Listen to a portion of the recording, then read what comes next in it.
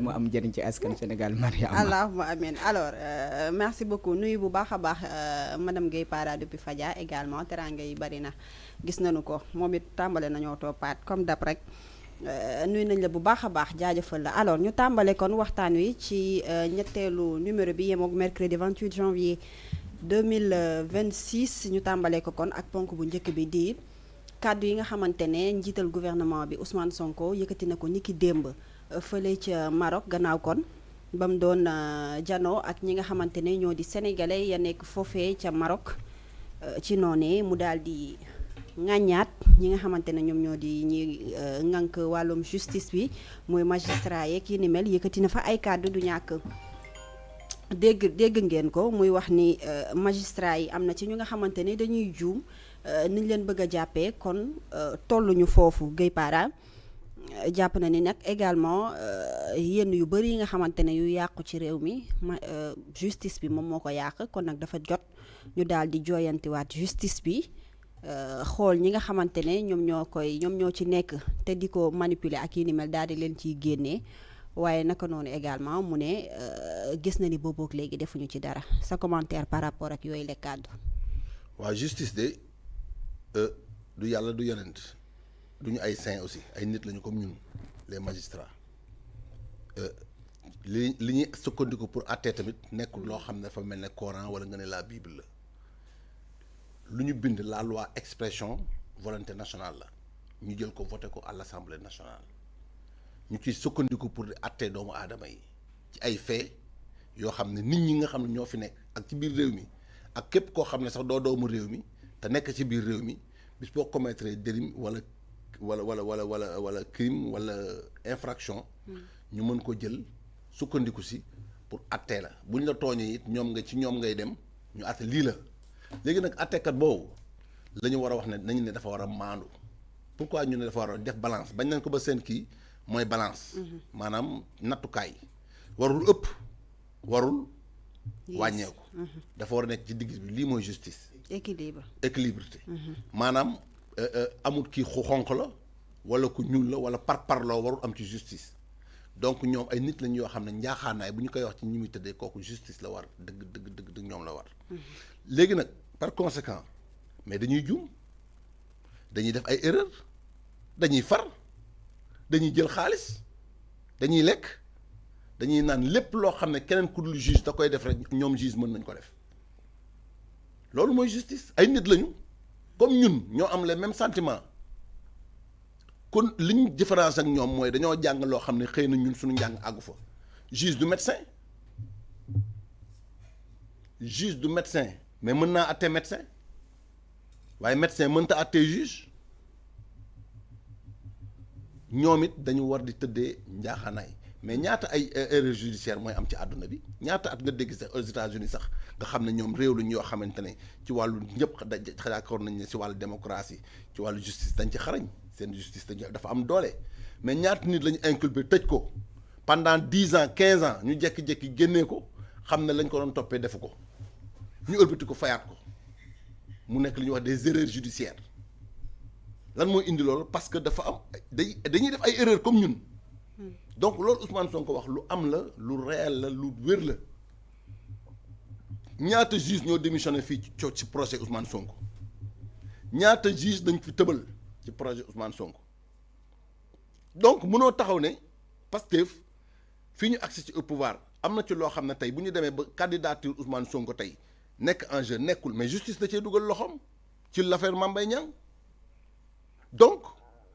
ndax dëgg la wala du dëgg ñun nekku ci mais dañuy toog di xool mo justice bu baaxee lépp baax mais bu yàqoo lépp yàqu ndax kenn ku ñu tooñ fa nga mën a jooytoo mooy ci justice boobu nag dafa war a tëddee njaaxaanaay lii mooy démocratie lii mooy réew moo xam ne dafa sëkkandiku ci ay droit ak devoir boo dégg ñu naan justice dafa war a nekk ay juge dafa war a nekk ay institution yu am doole demoon nañ sax ba wax ne dañ leen war a séparer ak pouvoir bi parce que lan la dañ leen bëgg a may doole mais may doole googu tamit dem nañ ba calculer ne bu ñu leen may yenn doole yi te dara xewul est-ce que ñii du ñu dem ba def état des juges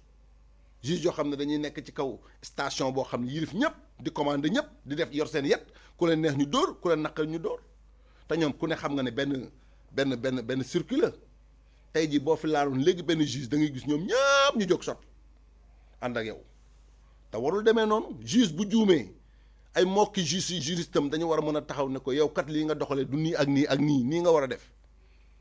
man xaw ma ndax ñoom am nañu ordre yooyu wala déet ndax bu juge jàddee yoon am nañu benn organe boo xamante ne peut-être cour suprême la wala cour conseil constitutionnel xaw ma ñaar yooyu kan la ci mais defe naa ne am nañu kuréel goo xamante ne ñoom ci seen bopp bu fekkee ne gis nañ ci ku ci jàdd yoon ñoom ñoo leen jël redressé waat tegaat ko ci yoon parce que dañu ne nul n'est au-dessus de la loi loolu nag boo ko waxee les juges sont des justiciables ils sont comme nous ci wàllu droit ak devoir ak yelleef ñun ak ñoom ñoo ci yem liñ may tere de moom dañ koy tere un juge bu sanction waree dal ci man ci benn faute wala délit boo xam ne commettre naa ko de la même façon moom bu fekkee ne un juge noonu la def noonu lañ koy sanctionner donc ñoom c'est des justiciables comme nous ay nit lañu comme ñu ay citoyens lañu comme ñun ku ci wàcc yoon yi dañ la war a teg ci yoon voilà. dégg nañ kàddu yi nga xamante ne démb moom la njiital Pastef wala boog njiital gouvernement bi Ousmane Sonko yëkkati ci justice bi ñenn ñi dem bay wax ni kañ la justice bi di satisfaire ki nga xamante ne moom mooy Ousmane Sonko ndax booboog léegi dafay joytu ne justice bi fi nekk dañ ko war a soppi coppite googu ñan ñoo ko war a def fan la war a jóge. bon yaakaar naa ne débat boobu fi ñu toll nii warul woon am parce que bi ñu nekkee opposition aussi di xeex bu métti c'était dañ ne bu ñu ñëwee dañuy delloo justice c'est-à-dire que réconcilier les citoyens sénégalais avec sa justice parce que ñëpp gisoon nañ coow li fi amoon avec des décisions impopulaires yoo xam ne ñii fi nekkoon yor justice bi quand même doon neexal le roi loolu yaakaar naa ne tey le roi y avait un roi la ñu yoroon alors première étape bi ñu njëkkoon def mooy que après changement bi on a fait les assises de la justice je crois que ces assises là les recommandations on doit les appliquer beneen bi mooy ñi fi nekkoon wéeru woon nañ ci justice ba nga xam ne kenn wóolatul justice sénégalaise parce que ça dépend fi nga far boo amee jafe-jafe automatiquement sentence bi dafay daanu et gis nañ dégâts yi mu def ci ku mel ni président Ousmane Sonko ku mel ni le président Diomaye Faye et cetera et beaucoup de personnes aujourd'hui téye woon nañ leen remplir les prisons membre Pastef fi ba tey ji kenn jugé wu leen ce qui veut dire que loolu tooñ gu métti la alors bu ñu tollee ba tey ji nag débat boobu muy ñëwaat chaque fois parce que effectivement justice defuñu toilettage bi ñu war a def dañu war a def toilettage parce que ñenn ñi ñoo toogaat fa ñu toog te ñooy continuer aussi di manœuvrer donc je crois qu'il est temps aujourd'hui que le président de la République nga xam ne mooy chef suprême de la haute magistrature mu jël ay décisions pour ñu changer justice bi pour que l'indépendance de la justice bi ñuy wax mu mën a effective parce que ba tey jii da ngay gis ne souvent on rend des décisions yoo xam ne day jaaxal Sénégalais yi li ma doon wax ci conseil constitutionnel parce que ñëpp bu ñu fàttali ko jamonoy parrainage yi amoon naa fa ay jafe-jafe attaqué Badio Camara la ma leen waxoon laay waxaat conseil constitutionnel bi tant que soppeeku ñu ko jël ay mag yoo xam ne dañoo retraité seen avenir amatul mu ngi seen ginnaaw nga jël leen teg leen li fa ne yëpp xamuñu ci dara surtout ci système parrainage bi fi amoon ñuy appliquer yoo xam ne di rey nit ñi ci loo xam ne teguñu ko ci yoon loolu buñ ko soppiwul mooy que tey jii y a un problème fondamental parce que ñu ñëpp dañ ko yuuxu woon dañ ko jooyoon je dis il faut que cette justice là ñu réformer ko mettre au devant des jeunes expérimentés parce que boo jëlee mag moo xam ne def na àddinaam ba pare teg ko il n'a absolument rien à prouver rien à gagner mais ndaw ñoo xam ne mën nañ ko ñu teg leen parce que seen avenir mu ngi seen kanam et loolu dafa am importance mais ñi ngànk justice bi tey je crois que c'est le même système qui est là et suñ ko soppiwul ce sera toujours des débats juridiques et que la ñu xeexoon aussi ba tey ji résultat bi ñu ci bëgg duñ ko am ci wàllu justice. mais moom promettre na ni dina def justice ci Sénégalais yi nga xamante ne peut-être dañoo subir li nga xamante ne moo di injustice ndax loolu dina nekk lu yomb. ci soo analyser un peu premier ministre chaque fois muy génn ci loolu parce que xam na ne avec lii fi nekk comme justice li ñu bëgg a def ci Sénégal duñ ko mën a def. parce que dafa mel ni rek y a une translation de cette justice qui était là avant l'alternance avant le changement et justice boobu dañ ko translater rek ci régime bi et pour que tey ñu dëgg jib pour que tey marti yi nga xam ne daanu nan ñu mën leen ñu leeral yëpp il faut que justice àlla kulli alin mu changer il faut que justice bi changer parce que ñenn ñi nga xamoon jëloon nañ ay décisions impopulaires tey du ñu revenir ci seen décision du ñu weddi seen bopp te ñëpp xam na ne décisions yi ñu jëloon teguñu ko ci yoon donc nag il faut aujourd'hui ñu tendre vers l'application des assises de la justice mais aussi réformer carrément sur justice parce que am na ñoo xam ne wax dëgg fa yàlla war nañu wuti jàllaabi yu weex dem di ñaanal Sénégal waaw nañ leen libérer ñu dem def beneen cycle ci wàllu justice parce que mag ñi nga ciy gis aussi da ngay dem bu mën a too mais tu insistes à cause des privilèges et très souvent li ñu fi doon gis aussi mooy que sa décision yëpp c'est collé surtout si volonté bi nga xam ne chef bi loolu la bëgg et loolu c'est pas une justice. Très bien Sohaibou gis nañ li nga xamante ne moom mooy kàddu yi Sonko yëkkati ni ki démb Guèye l'original mu ngi koy wax léegi nee na tant que réformé wuñu justice bi génnee yenn tête yi ci justice bi yenn yi nga xamante ne Ousmane Sonko mu ngi koy diggee dina jafe lool ngir ñu daal di koy mën a appliquer ndax loolee dina nekk lu yomb d'autant plus que ay réforme defoon ay réforme waxoon nañ ko fi boobook léegi ñu ngi ko ciy wax mais dafa mel ni dafay tardé li nga xamante ne moo di application bi xamuñu nag fu mu tagga tembe peut-être yow mën nga koo xam mais tey bu fekkee ne loolu taxaw na ndax dina yomb Ousmane Sonko dige bi mu def ak askan wi mu daal di koy jëfee. Mariama bu ñu ma jàppee pour diffamation monsieur Sow dina ma indil añ ma wax la ko ne xaw ma dara lu xew ci conseil supérieur de la magistrature mais en tout cas ñi nga xamante ni moom moo di les nouvelles autorités bu ñu ñëwee dañoo ne woon justice bu fi nekkoon loolu dootu fi am ñu wax loo xamante ni moom moo di ay promesses ñu waxoon d'abord balaa ngay dugg ci justice bi d'abord boo jëlee dans le cadre de l'administration Ousmane Sonko daan na tax di naan am na ay poste ci administration boo xamante ni waruñu leen politiquer ñoom bu ñu ñëwee dinañ def loo xamante ni moom moo di appel à candidature maintenant ci appel à candidature yooyu noonu ban anam la war a amee est-ce que dañuy ñëw premier jour après prestation de serment du président de la République après la prise de fonction du premier ministre est-ce que immédiatement la ñu def appel à candidature wala il faut ñu def loo xamante moom moo di poser les fondamentaux d'abord la base solide bu mu mën a permettre ne ñu ne désormais voici les conditions dans lesquelles lii la ñuy defee appel d'offre keneen ku ñëw lii nga war a gérer l'administration loin de la politique pour se concentrer exclusivement sur les besoins de la société maanaam satisfaire les usagers bu ñu nekk le public loolu bu ñu ci pare li xamante ni moo jëm ci wàllum justice ñu ne ñi fi nekkoon la justice dans sa globalité boo xoolee les citoyens lambda li ñu ci daan rencontrer jafe-jafe loolu bariwu ci boo xoolee maintenant fan la ñu gën a am problème dans la justice mooy avec ñoo xamante ne moom moo di les personnalités politiques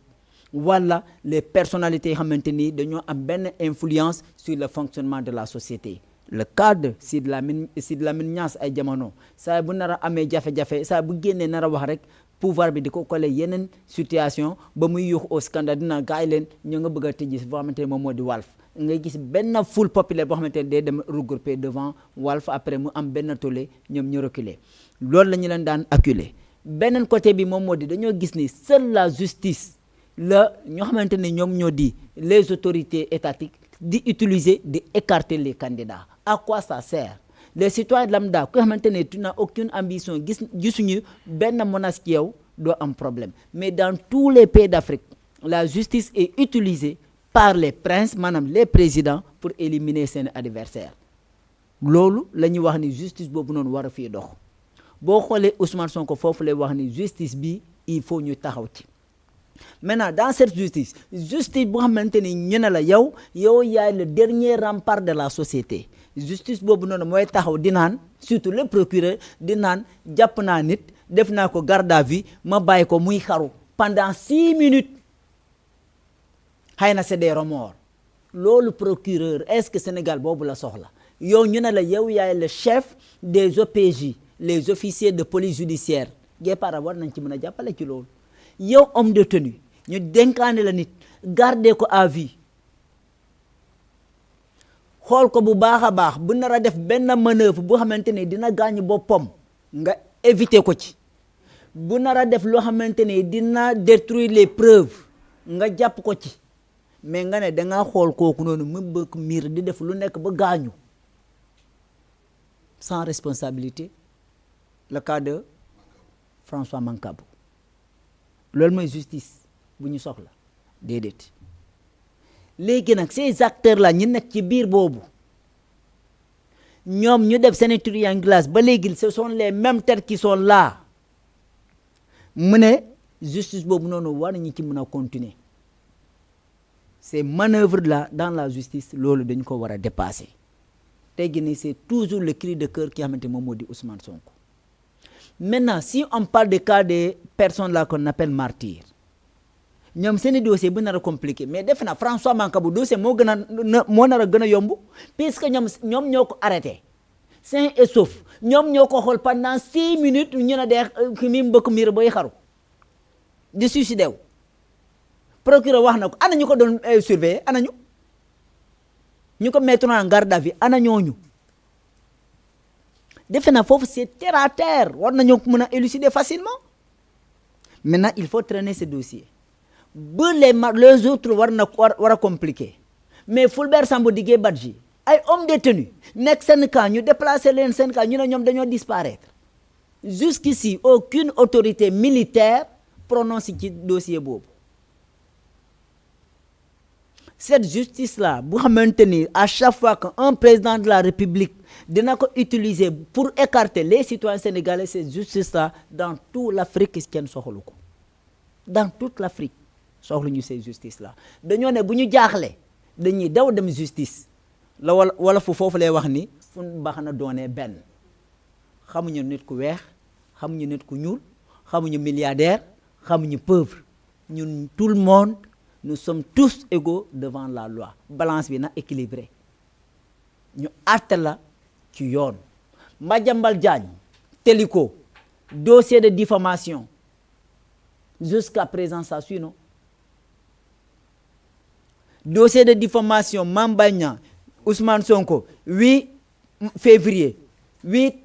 16 février 8 mars 16 mars taxañ jeex na en pleine élection ñoom Guèye original jàmbaar nañ puisque ñoo nekkoon conseil constitutionnel ba 1h du matin nekk ci biir defe naa moom est-ce que deful 6 heures de temps ci biir bu mu excès est-ce que ñëwoon na xam ay 17h 18h yooyu noonu tax foofu ba 1h du matin ñu nekk lan demee nga retourné waat ñun ñu leen di bàyyi foofu noonu ñuy retourné waat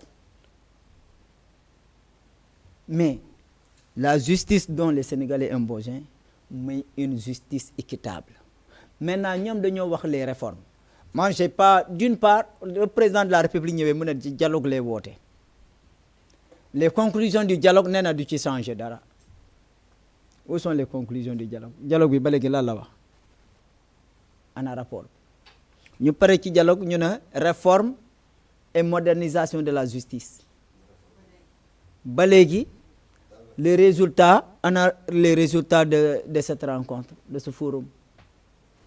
jusqu'à présent on ne voit pas te ban la ah est-ce que duñu laaj Mary Teuw ñu yaru cabinet président de la République wala Mimi Touré autre représentante on ne sait jamais yàlla baax na mu toog 3 ans 4 ans de prison xëy suba ñu génne ko ne ko defoo dara réforme yi je veux dire réforme yi ñu doon wax mais maanaam mais ba tey dégguñu ko réforme yi je pense que c'est plutôt une volonté politique c'est une volonté politique qu'il faut mettre en place pour appliquer les réformes mais ndax population bi gis nañ ci tey ci réforme judiciaire yooyu tey man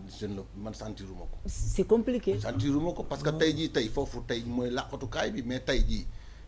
ñaata nit la ñu jël dugal leen ci biir kaso yi ñu nekk paquetage gars yi bàyyi leen fa pendant des années ou bien des mois kenn du leen jugé nga xëy suba ñu raxas la ba nga set wecc ne def loolu dara demal nga ñibbi sa kër mais man loolu laa mënta comprendre. pour les citoyens lambda. C'est-à-dire le cri de cœur de tous les politiciens par rapport à la justice c'est le traitement scélérique des dossiers politiques loolu la ñu war a éviter. Mais sinon si c'est les citoyens lambda la société c'est faire la différence bu ñu jëlee le cas de Fallou yëmbal Fallou Fall Fallou Seye Fallou Fall waaw. buy jëlee son cas typique ñu ne tanta moo ko accusé lii ñu tëj ko ñu def appel mais société bi bu ñu ko xamee ñu crier au scandale il n'est pas libre bàyyi nañ ko finalement. pression c'est ce que je dis li fi nekkoon moo fi nekkaat. nous on